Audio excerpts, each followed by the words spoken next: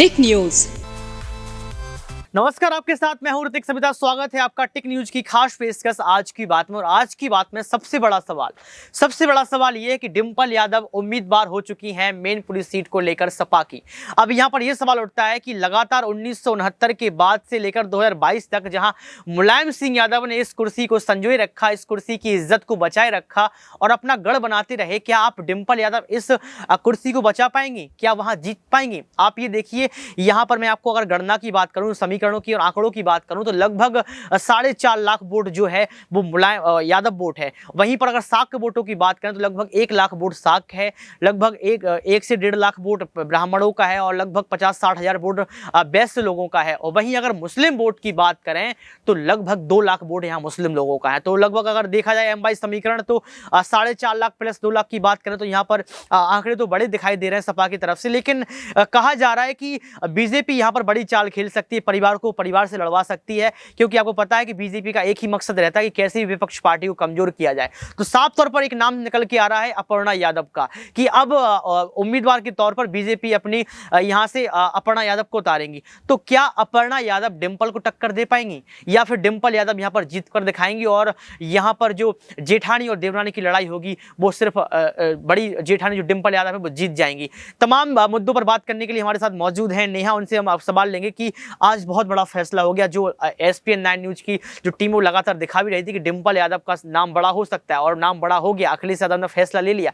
क्या आपको लगता है कि डिंपल यादव उस कुर्सी को जो मैनपुरी की कुर्सी को जिसमें मुलायम सिंह यादव ने उस कुर्सी को जिंदा रखा, मुलायम सिंह ने उसमें अपना गढ़ रखा, इतिहास को कायम रखा, क्या उसी इतिहास को अब डिंपल यादव कायम रख पाएंगे? नेहा, देखिए, बहुत बहुत धन्यवाद ऋतिक यहाँ पर सारे सवालों का जवाब देने के लिए। और देखिए, डिंपल यादव को लेकर आज जो अखिलेश यादव और समाजवादी पार्टी ने जो फैसला लिया है वो काफी सोच समझ कर लिया है, क्योंकि यहाँ पर पहले ये कयास लगाए जा रहे थे कि क्योंकि यहाँ पर देखा ये जा रहा है कि डिंपल यादव को उतारने के पीछे के जो कारण बताए गए हैं, सबसे पहला कारण ये है कि यहाँ पर महिला कार्ड खेला जा सकता है।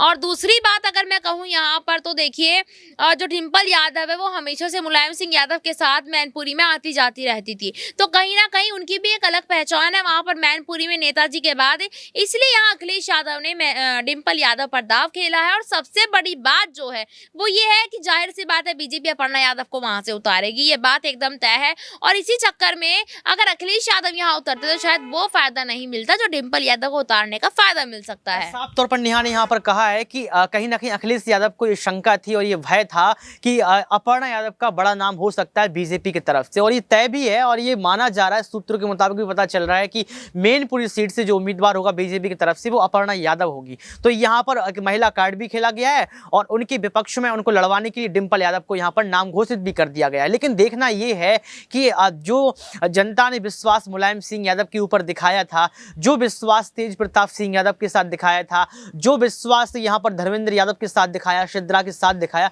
क्या वही विश्वास डिंपल के साथ दिखाएंगे? क्योंकि डिंपल यादव राजनीति में है तो नहीं, लेकिन राजनीति को समझती हैं। नहीं होने के साथ साथ राजनीति का उनको एक ढंग है राजनीति करने का, रैलियों को संबोधित करने का और महिलाओं से बातचीत करने का उनके पास एक समझ है, एक नॉलेज वो रखती हैं। क्योंकि नेहा ने साफ तौर पर एक बात क्लियर की थी कि मुलायम सिंह यादव के साथ वो जाति वहां नजर भी आई थी, उन्होंने कई बार मैनपुरी में रैलियां भी की हैं और उनका आशीर्वाद भी लिया है। तो मुलायम सिंह का आशीर्वाद और क्या मैनपुरी का आशीर्वाद क्या इस बार मिलेगा? देखिए, मुलायम सिंह यादव का आशीर्वाद और मैनपुरी का आशीर्वाद इस बार समाजवादी पार्टी को मिलेगा या नहीं, ये कहना अभी थोड़ा सा मुश्किल है, क्योंकि अभी तक कहीं ना कहीं मैनपुरी पर सिर्फ सपा का ही दबदबा रहता था और सपा के अलावा वहां पर कोई नजरें उठाकर देखता भी नहीं था, क्योंकि नेताजी थे।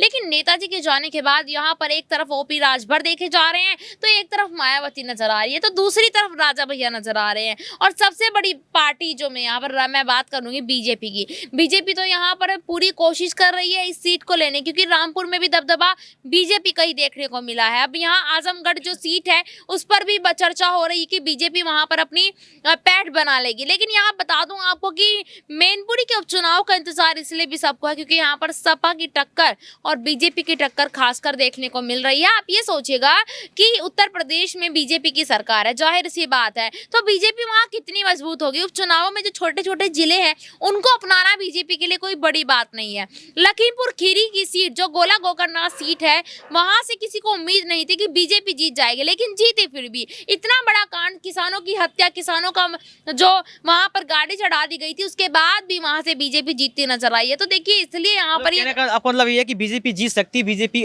टक्कर में है। बिल्कुल साफ तौर पर यहाँ पर नेहा ने बताया है कि बीजेपी टक्कर में, ऐसा नहीं है कि बीजेपी नहीं जीत सकती, क्योंकि अभी उन्होंने जिक्र किया गोकर्णनाथ की सीट को लेकर, लखीमपुर खीरी का जिक्र किया, कहीं ना कहीं ये बात तो है। लेकिन एक बात और नेहा की मुझे यहाँ पर ऐड करनी पड़ेगी कि आपने ये देखिए कि अभी अखिलेश यादव को झटके पर झटके लग रहे हैं। आप देखिए कि इरफान मलिक, इमरान मसूद, आजम खान के साथ बड़े जो नेता हैं वो अब साथ छोड़कर जा रहे हैं। आपने ओपी राजभर का जिक्र किया, ओपी राजभर अपने उम्मीदवार उतारने की कोशिश कर रहे हैं। ओपी राजभर बार बार ये भी कह रहे हैं कि यहाँ पर अखिलेश यादव ने उनको मारने की कोशिश की थी, उनको पटकने की कोशिश की थी, उनको गिराने की कोशिश की थी, ऐसे बयानबाजी भी आ रही है। साथ में एक बहुत बड़ा नाम यहाँ पर आता है, वो है शिवपाल चाचा का, कि शिवपाल चाचा मेदांता हॉस्पिटल से लेके अंतिम संस्कार और जो भी क्रियाएं होती हैं उनमें साथ नजर आया। ऐसा लग रहा था कि अब चाचा भतीजे मिलकर इस पार्टी को मजबूत करेंगे, संरक्षण देंगे। लेकिन शिवपाल चाचा अब प्रसपा की बातें गा रहे हैं। तो क्या शिवपाल चाचा को नाराजगी हुई है डिंपल के टिकट मिलने पर? देखिए जाहिर सी बात है, नाराजगी तो होगी, क्योंकि उनको इस चीज का इंतजार था कि अखिलेश यादव उनको मना कर टिकट देंगे उनको वहां से, लेकिन यहाँ डिंपल यादव को टिकट दिया गया है। इससे बहुत सारे लोगों के सपनों पर पानी फिर गया। धर्मेंद्र यादव, तेज प्रताप यादव, शिवपाल यादव, और खुद यहाँ अगर बता दूं मैं, अखिलेश यादव ने खुद भी अपनी इच्छाओं को मारा ही होगा कहीं ना कहीं। तो तमाम नामों का अगर मैं यहाँ पर जिक्र करूँ तो शिवपाल यादव भी उनमें है, जो अभी तक ये उम्मीद लगाई जा रही थी कि शायद अनुभव और तजुर्बे के अगर देखा जाए तो शिवपाल यादव को वहां से उतारा जा सकता है। लेकिन अखिलेश यादव ने डिंपल का नाम देकर इन सभी अटकलों पर पूर्ण विराम लगा दिया। लेकिन यहाँ पर शिवपाल चाचा नाराज हैं कि नहीं, ये तो बहुत बड़ा सवाल है। लेकिन नाराजगी जाहिर बिल्कुल हो रही है, उनके चेहरे से नाराजगी झलक रही है। कहीं ना कहीं तस्वीरें जो सामने आई हैं उसमें लग रहा है कि शिवपाल चाचा जो है वो नाराज है, क्योंकि वो कहीं ना कहीं चाहते थे कि उनका एक नाम बड़ा वहां पर आए और उस सीट से वो चुनाव लड़े, लेकिन ऐसा नहीं हुआ। इसलिए आज वो प्रसपा के गुणगान कर रहे हैं। यहीं पर अगर देखा जाए तो तेज प्रताप सिंह यादव मैनपुरी सीट से सांसद भी रहे, तो उनको भी कहीं ना कहीं लग रहा था कि तेज प्रताप सिंह यादव को की टिकट मिलेगा, लेकिन ऐसा नहीं हुआ। धर्मेंद्र यादव का भी नाम बड़ा था, धर्मेंद्र यादव भी मैनपुरी सीट से एक लगाव रखते हैं, उनका भी नाम सामने नहीं आया। लेकिन आखिर डिंपल का ही नाम सामने क्यों आया, ये बड़ा सवाल है। यहाँ पर एक कयास लगाया जा रहा है कि डिंपल का नाम इसलिए सामने आया क्योंकि बीजेपी जो है वो कहीं ना कहीं महिला कार्ड खेलेगी। महिला कार्ड से बचने के लिए यहाँ पर डिंपल का नाम पहले ही घोषित कर दिया, ताकि परिवार से परिवार की राजनीति को लड़ाने के लिए जो बीजेपी कोशिश कर रही है उसमें डिंपल आगे रहे। लेकिन यहाँ पर आपको देखना होगा, नेहा मैं आपसे एक सवाल और लूंगा कि डिंपल यादव मैनपुरी की जनता को वैसे नहीं समझती है जैसे मुलायम सिंह यादव समझते थे। मुलायम सिंह यादव लगातार वहां पर जाते थे, रैलियां करते थे, जनता को समझते थे, बातचीत करते थे। लेकिन डिंपल यादव की रैलियां बहुत कम मात्रा में हुई। पहले कभी वो जाया करती थी, लेकिन अभी तक बहुत समय से वहां नहीं पहुंची है। एकदम से नाम घोषित हो जाना, एकदम से वहां पहुंचना, क्या मैनपुरी की जनता डिंपल यादव को वैसी इज्जत देगी जैसी इज्जत मुलायम सिंह यादव को मिलती थी? देखिए इस पर थोड़ा सा यहाँ पर मैं ऐसा कहना चाहूंगी कि शायद नहीं, क्योंकि यहाँ पर मुलायम सिंह यादव का व्यवहार देखकर उनको ये रिस्पेक्ट और ये इज्जत दी जाती थी। लेकिन देखिए डिंपल यादव वहाँ इतना ज्यादा तो नहीं गई होंगी जितना मुलायम सिंह यादव गए हैं, और उनकी रैलियां भी इतनी ज्यादा नहीं हुई होंगी। कुछ ही वक्त यहाँ रह गया उपचुनाव के लिए। अब इस कुछ ही वक्त में डिंपल यादव के ऊपर डिपेंड करता है कि आखिरकार वो जनता को कैसे अपनी तरफ यहाँ प्रेरित करती है और कैसे वोट देने के लिए उन्हें क्या क्या ऐसा उनकी जो दिक्कत तकलीफ है। चुनौतियां क्या क्या हो सकती हैं? एक छोटा सा सवाल और, लेकिन चुनौतियां क्या क्या डिंपल यादव के सामने आ सकती हैं यहाँ पर चुनाव में? और देखिए चुनौतियां सबसे बड़ी तो यहाँ उनकी खुद की देवरानी अपर्णा यादव सबसे बड़ी चुनौती है जो उनके लिए यहाँ पर खड़ी होगी। इससे बड़ी चुनौती तो क्या ही देखने को मिल सकती है वहां पर। डायरेक्ट यहाँ पर अपर्णा यादव का नाम लिया गया कि चुनौती हो सकती है। अगर चुनौती की बात करें तो यहाँ पर चुनौती ये हो सकती है कि मुलायम सिंह यादव ने जिस कुर्सी को संजोए रखा, मुलायम सिंह यादव ने जिस इतिहास को बनाए रखा, क्या वो इतिहास को कायम रखेंगे? सबसे बड़ी चुनौती। दूसरी चुनौती एम/बाई समीकरण को मजबूत कर पाएंगे कि नहीं कर पाएंगे। तीसरी चुनौती ब्राह्मण वोट को जुटा पाएंगे कि नहीं जुटा पाएंगे। साक वोट को जुटा पाएंगे नहीं जुटा पाएंगे। वैश्य वोट को जुटा पाएंगे कि नहीं जुटा पाएंगे। बहुत बड़ी चुनौती यहाँ पर निकल कर आ रही है। लेकिन ये तो रैलियों से पता चलेगा, क्योंकि अभी डिंपल यादव बहुत जल्द मैनपुरी में उतरने वाली हैं अपनी पहली रैली को लेकर।